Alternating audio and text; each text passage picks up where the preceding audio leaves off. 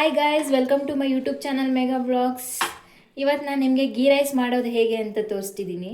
ಬನ್ನಿ ಹೇಗೆ ಮಾಡೋದು ಅಂತ ನೋಡೋಣ. ಹೀಗೆ ನಾನಿಲ್ಲಿ ಗ್ರೈಂಡ್ ಮಾಡ್ಕೋತಿದ್ದೀನಿ. 2 ಸ್ಪೂನಷ್ಟು ಕಾಯಿನ ಹಾಕ್ಕೊಳ್ಳಿ. 2 ಸ್ಪೂನ್ ಹಾಕಿದ್ರೆ ಸಾಕು.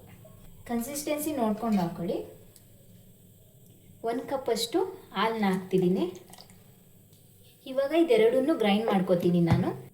ಇವಾಗ ನೋಡಿ, ಗ್ರೈಂಡ್ ಮಾಡ್ಕೊಂಡಿದ್ದಾಯಿತು. ಇಷ್ಟು ಮಾಡಿಕೊಂಡ್ರೆ ಸಾಕಾಗುತ್ತೆ. ಏನು ಗೊತ್ತಾ, ಗೀ ರೈಸ್ಗೆ ಹಾಲೇ ಮೇನ್ ಇಂಗ್ರೀಡಿಯೆಂಟು. ಹಾಲು ಹಾಕಿದ್ರೇ ಗೀ ರೈಸ್ ತುಂಬ ಟೇಸ್ಟಿಯಾಗಿ ಬರೋದು. ಇವಾಗ ಒಂದು ಕುಕ್ಕರಿಗೆ ತುಪ್ಪ ಹಾಕ್ತಿದ್ದೀನಿ. ನೀವು ಬೇಕಾದ್ರೆ ಸ್ವಲ್ಪ ಎಣ್ಣೆ ಕೂಡ ಬಳಸ್ಕೊಳ್ಬೋದು. ನಾನು ನಮ್ಮ ಮನೇಲಿ ಇಬ್ಬರೇ ಇರೋದ್ರಿಂದ ತುಪ್ಪನೇ ಹಾಕೊಂಡು ಮಾಡ್ಕೊತಿದ್ದೀನಿ. 1-2.5 ಸ್ಪೂನಷ್ಟು ತುಪ್ಪ ಹಾಕಿದ್ದೀನಿ. ಗೀ ರೈಸ್ ಅಲ್ವಾ, ಅದಕ್ಕೆ ಸ್ವಲ್ಪ ತುಪ್ಪ ಜಾಸ್ತಿ ಹಾಕಿದ್ರೆ ಚೆನ್ನಾಗಾಗುತ್ತೆ. ಇವಾಗ ತುಪ್ಪ ಕಾದಿದ್ದಾದಮೇಲೆ ಪಲಾವ್ ಸ್ಪೈಸಸ್ನ ಹಾಕೋತಿದ್ದೀನಿ. ಸ್ಪೈಸಸ್ ಎಲ್ಲ ಸ್ವಲ್ಪ ಫ್ರೈ ಆಗಿದ್ಮೇಲೆ 4 ಮೆಣಸಿನ್ಕಾಯಿ ಕಟ್ ಮಾಡಿ ಹಾಕ್ತಿದ್ದೀನಿ. ಮೀಡಿಯಮ್ ಸೈಜ್ ಈರುಳ್ಳಿ ಕಟ್ ಮಾಡಿ ಇಟ್ಕೊಂಡಿದ್ದೆ, ಅದನ್ನು ಈಗ ಸೇರಿಸ್ತಿದ್ದೀನಿ. 2 ಈರುಳ್ಳಿ ಆದರೆ ಸಾಕು. ಗೀ ರೈಸ್ ಮಾಡೋದು ತುಂಬಾ ಈಸಿ. ನೀವು ಮಕ್ಕಳುಗಳಿಗೆ ಬ್ರೇಕ್ಫಾಸ್ಟ್ ಕೂಡ ಮಾಡ್ಕೊಳ್ಬೋದು ಇದನ್ನ, ಗೀ ರೈಸ್ನ. ಇವಾಗ ಈರುಳ್ಳಿ ಸ್ವಲ್ಪ ಫ್ರೈ ಆಗಬೇಕು. ಸ್ವಲ್ಪ ಕಲರ್ ಚೇಂಜ್ ಆಗಬೇಕು ಈರುಳ್ಳಿ, ಅಲ್ಲಿವರೆಗೂ ಫ್ರೈ ಆದರೆ. ಈರುಳ್ಳಿ ಎಷ್ಟು ಫ್ರೈ ಮಾಡ್ಕೋತೀವೋ ಅಷ್ಟು ಗೀ ರೈಸ್ ಟೇಸ್ಟ್ ಬರುತ್ತೆ. ಇವಾಗ ಈರುಳ್ಳಿ ಫ್ರೈ ಆಯಿತು ಸ್ವಲ್ಪ. ಇವಾಗ ಶುಂಠಿ ಬೆಳ್ಳುಳ್ಳಿ ಪೇಸ್ಟ್ನ ಹಾಕೋತಿದ್ದೀನಿ ನಾನು. 1 ಸ್ಪೂನಷ್ಟು ಶುಂಠಿ ಬೆಳ್ಳುಳ್ಳಿ ಪೇಸ್ಟ್ ಹಾಕೊಂಡ್ರೆ ಸಾಕು.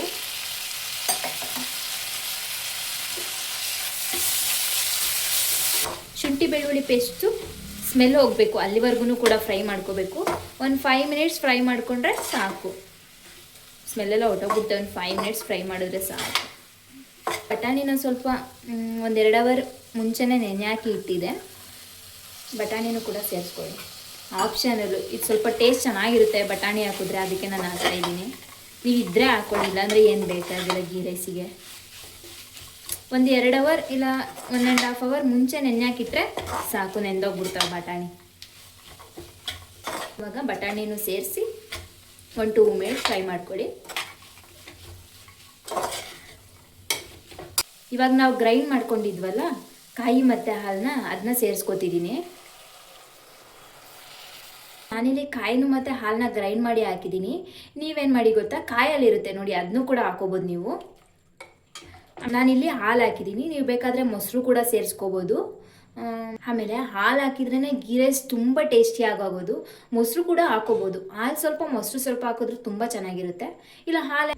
ಇವಾಗ ನೀರನ್ನ ಸೇರಿಸಿದ್ದೀನಿ. ನಾನು 1 ಗ್ಲಾಸಷ್ಟು ಅಕ್ಕಿ ಹಾಕ್ತಿದ್ದೀನಿ. ಅದಕ್ಕೆ ನಾನು 1.5 ಗ್ಲಾಸಷ್ಟು ಅಷ್ಟೇ ನೀರು ಹಾಕಿದ್ದೀನಿ. ಯಾಕಂದರೆ ನಾನು ಹಾಲು ಹಾಕಿದ್ದೀನಲ್ವ, ಅದಕ್ಕೆ ಅಲ್ಲಿಗೆ ಮೇಂಟೈನ್ ಆಗುತ್ತೆ. 1.5 ಗ್ಲಾಸಷ್ಟು ನೀರು ಹಾಕಿದ್ರೆ ಸಾಕು. ಇವಾಗ ಇದು ಕುದಿ ಬರಲಿ. ಇವಾಗ ಸ್ವಲ್ಪ ಪುದೀನ ಸೊಪ್ಪು ಮತ್ತು ಸ್ವಲ್ಪ ಕೊತ್ತಂಬರಿ ಸೊಪ್ಪು ಹಾಕ್ತಿದ್ದೀನಿ. ಪುದೀನ ಸೊಪ್ಪು ಹಾಕಿದ್ರೆ ಫ್ಲೇವರ್ ತುಂಬ ಚೆನ್ನಾಗಿರುತ್ತೆ. ಸ್ವಲ್ಪ ಕಸ್ತೂರಿ ಮೇಥಿ ಹಾಕ್ತಿದ್ದೀನಿ. ರುಚಿಗೆ ತಕ್ಕಷ್ಟು ಉಪ್ಪನ್ನು ಸೇರಿಸ್ತಿದ್ದೀನಿ. ಇವಾಗ ಈ ಥರ ಒಂದು ಕುದಿ ಬಂದರೆ ಸಾಕು. ಅಕ್ಕಿನ ಸೇರಿಸ್ಕೊಳ್ಳಿ. ಮತ್ತು ಅಕ್ಕಿನ ನೀವು ಅಕ್ಕಿ ಹಾಕೋಕ್ಕಿಂತ ಮುಂಚೆ ತೊಳೆದ್ಬಿಟ್ಟು 10 ನಿಮಿಷ ನೆನೆಸಿ ಹಾಕಿ ತುಂಬ ಚೆನ್ನಾಗಿರುತ್ತೆ. ಉದ್ದುದ್ರಾಗಿ ಬರುತ್ತೆ 10 ನಿಮಿಷ ನೆನೆಸಿ ಹಾಕಿದ್ರೆ ಅಕ್ಕಿನ. ಇವಾಗ ನೋಡಿ ಕುದಿ ಬತ್ತು. ಅಕ್ಕಿ ಹಾಕ್ತಿದ್ದೀನಿ ನಾನೀಗ.